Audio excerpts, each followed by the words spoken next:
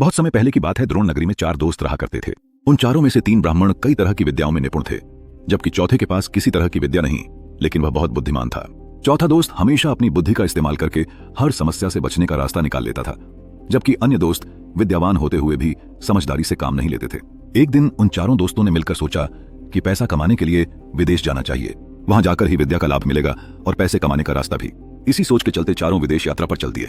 यात्रा करने के दौरान एक ब्राह्मण दोस्त ने कहा कि हम में से सिर्फ एक दोस्त के पास विद्या नहीं है। ऐसे दोस्त को हमारी विद्या के कारण मिलने वाला धन नहीं मिलना चाहिए, वो घर वापस जा सकता है। इस पर काफी देर चर्चा करने के बाद दूसरा दोस्त इस बात से सहमत हो गया, लेकिन तीसरे दोस्त ने कहा कि ऐसा करना ठीक नहीं होगा।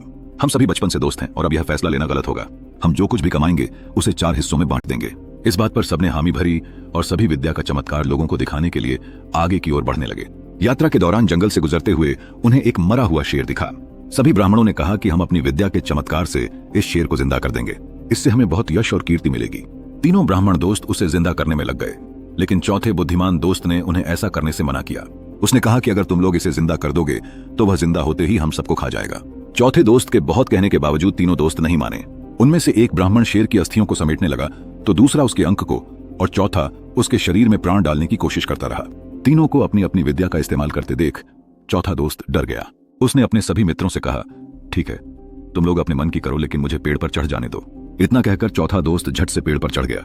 वहीं अन्य दोस्त मिलकर अपनी सिद्धियों और विद्याओं के बल से उस शेर को जीवित करने की कोशिश में लग गए। देखते ही देखते शेर जिंदा हो जाता है। शेर जैसे ही जिंदा हुआ, वह अपने आसपास 3 ब्राह्मणों को देखते ही उन्हें मार डालता है, जबकि पेड़ पर चढ़ा चौथा दोस्त अपनी समझदारी से बच जाता है। कहानी से सीख, शेर जी उठा कहानी यही सीख देती है कि विद्या के नशे में चूर होकर किसी काम को नहीं करना चाहिए। हर काम को करते हुए उसके अच्छे और बुरे दोनों परिणाम के बारे में सोचना जरूरी है।